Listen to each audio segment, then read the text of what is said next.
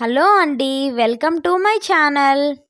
ఈరోజైతే నేను ఒక పూజా వీడియోతో మీ ముందుకు వచ్చానండి. ఈ 2026 ఏప్రిల్ 30వ తేదీన మనం శ్రీ లక్ష్మీ నరసింహస్వామి వారి జయంతినైతే జరుపుకుంటామండి. ఈ రోజున పూజ ఎలా చేయాలి, ఏ విధంగా చేయాలి, ప్రమిదలు ఎన్ని పెట్టాలి, ఏ విధంగా ప్రమిదలు అనేవి చేసుకోవాలి, ప్రసాదాలు ఏమేం పెట్టాలి అనైతే మనం ఈరోజు తెలుసుకుందాం. అయితే ముందుగా స్వామివారి జయంతి ఏ రోజు వచ్చిందంటే ఏప్రిల్ 30 గురువారం నాడు అయితే వచ్చిందండి. ఇక చతుర్దశి తేదీ ఎప్పుడు ప్రారంభం అవుతుందంటే 29వ తేదీ రాత్రి 7 గంటల 44 నిమిషాలకు వచ్చిందండి. మరుసటి రోజు 8 గంటల 21 నిమిషాలతో అయితే చతుర్దశి ముగుస్తుందండి. ఈ శక్తివంతమైన రోజున ఆ స్వామివారిని పూజించటం వల్ల ఎన్నో శుభ ఫలితాలైతే కలుగుతాయండి. అయితే ఈ నరసింహస్వామి జయంతి అనేది ప్రతి సంవత్సరం వైశాఖ మాసంలో చతుర్దశి తిథి రోజున అయితే వస్తుందండి. ఈ రోజున స్వామివారు స్తంభం నుండి ఆవిర్భవించారు. అందుకని ఈ రోజున నరసింహస్వామి జయంతి అని అంటారు. అయితే ఈ 2026న స్వామివారు జయంతి ఏ రోజున వచ్చిందంటే ఏప్రిల్ 30 నాడు వచ్చిందండి.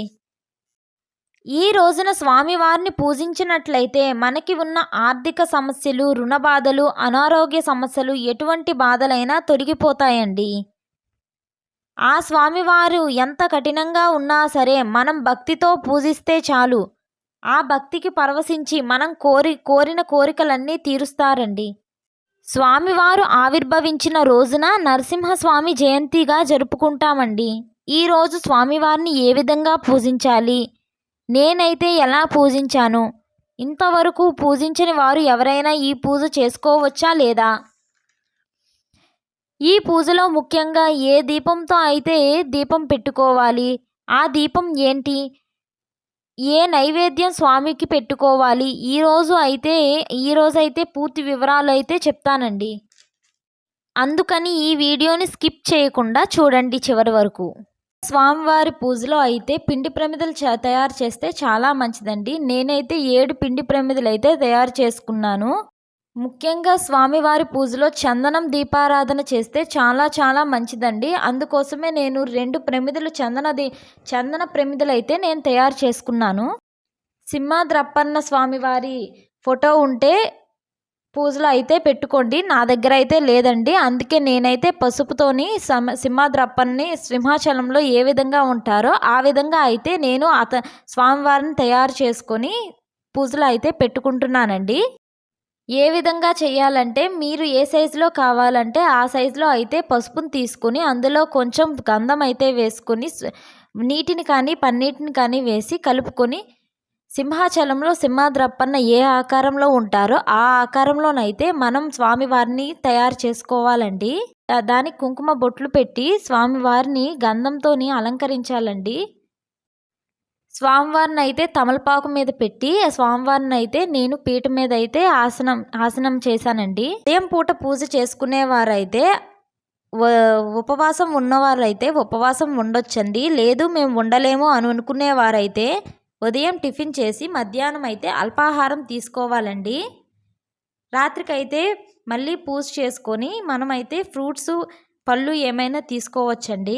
సంధ్యా సమయంలో అయితే పూజ చేసుకునేవారు సాయంత్రం కూడా తలస్నానం చేసుకొని చక్కగా నైవేద్యాలు అన్నీ రెడీ చేసుకొని సంధ్యా సమయంలో అయితే పూజ చేసుకునేవారైతే ఉపవాసం ఉండొచ్చు అని అనుకునేవారు ఉండొచ్చండి. లేదు మేము ఉండలేము అని అనుకునేవారైతే ఉదయం పూట పళ్ళు మాత్రమే తినాలండి. పళ్ళు, పాలు మాత్రమే తాగాలి. ఇంకా ఏమీ తీసుకోకూడదు. తీసుకొని స్వామివారికి పూజ చేసుకొని ఆ తర్వాత రాత్రికి మనం ఉండగలిగితే ఉపవాసం ఉండి, లేకపోతే ఏదైనా కొంచెం అల్పాహారం టిఫిన్ లాంటిది ఏమైనా తీసుకోవాలండి. అయితే స్వామివారు సంధ్యా సమయంలో ఆవిర్భవించారు కదండి. అందుకనే మనం సంధ్యా సమయంలో అయితే ఈ పూజ చేసుకోవాలండి. స్వామివారికి వడపప్పు, పానకం అంటే చాలా చాలా ఇష్టమండి. అందుకనే నేను ఇక్కడైతే వడపప్పు, పానకం కూడా తయారు చేసుకున్నాను. ముఖ్యంగా ఇక్కడైతే 9 దీపాలు అయితే పెట్టుకోమన్నాను కదండి. 9 దీపాలతో పాటు మీకు ఎన్ని నచ్చితే అన్ని పెట్టుకోవచ్చండి. కానీ 9 దీపాలు పెట్టుకుంటే చాలా మంచిదండి. స్వామివారికి అయితే గంధం అంటే చాలా ఇష్టం కదండి. అందుకని మనం స్తోత్రాలు చదువుతూ గంధంతోనైతే మనం పూజ చేసుకోవాలండి. ఈ సంవత్సరం చేస్తే ప్రతి సంవత్సరం ఇలాగే చెయ్యాలా, ఈ విధంగానే పూజ చేయాలంటే అవసరం లేదండి. మీకైనప్పుడు చెయ్యొచ్చు, లేదంటే లేదు. కానీ ప్రతి సంవత్సరం పూజ చేసుకుంటే చాలా మంచిదండి. అయితే మనం పసుపుతో స్వామివారిని అయితే పసుపు ముద్దలా అయితే చేసుకున్నాం కదండి. ఆ పసుపు ముద్దనైతే మనం సాయంత్రం కూడా పూజ అయిపోయిన తర్వాత ఆ పసుపు ముద్దని చెట్టు మొదల్లో కానీ లేకపోతే పసుపుని నీటిలో కలిపి వాటిని మొక్కలకు కానీ వెయ్యాలండి. స్వామివారికి అయితే చందన ప్రమిదలు మరియు పిండి ప్రమిదలు అయితే చేసుకున్నాం కదండి. వాటినైతే ఆవుకు పెడితే చాలా మంచిదండి. లక్ష్మీ నరసింహ స్వామివారి చిత్రపటం అయితే లేకపోతే వెంకటేశ్వర స్వామి లక్ష్మీదేవి చిత్రపటమైనా లేకపోతే విష్ణుమూర్తి లక్ష్మీదేవి చిత్రపటం ఉన్నా సరే మనం దానితో పూజ చేసుకోవచ్చండి. స్వామివారికి తులసి దళాలంటే ఎంతో ఇష్టం కాబట్టి మనం తులసి దళాలతోనైతే పూజ చేసుకోవాలండి. ఈ విధంగా పూజ చేసుకున్నాక హారతిని అయితే ఇచ్చిన తర్వాత మనం స్వామివారికి ప్రదక్షిణ చేసి మన మనసులో ఉన్న కోరికనైతే అది స్వామివారి దగ్గర చెప్పుకోవాలండి. ఇంకా సాయంత్రం వేళ అయితే పూజాపీఠం పెట్టుకున్న వారైతే పూజాపీఠం అయితే కదిపేయండి. లేదు దేవుడి గుడిలో పూజ చేసుకున్న వారైతే ఇంకా అవసరం లేదండి. ఈ పూజ చేసుకున్న రోజు నాన్ వెజ్ అయితే అస్సలు తినకూడదండి. ఈ పూజ చేసుకున్న తర్వాత స్వామివారికి ధూపం వేసి ఆ తర్వాత ఇంటి మొత్తం కూడా సాంబ్రాణితో ధూపం వేయండి. వీడియో నచ్చితే లైక్ చేయండి, సబ్స్క్రైబ్ కూడా చేసుకోండి.